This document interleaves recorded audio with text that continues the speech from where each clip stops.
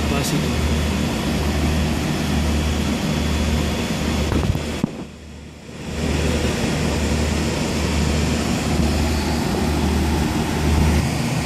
Here's another capacitor.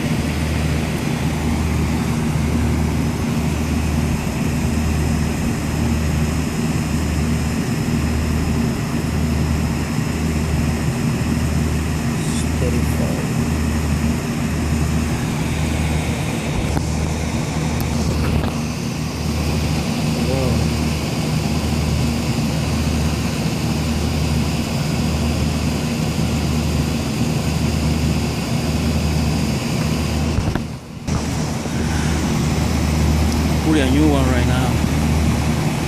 Let's see if this thing is running.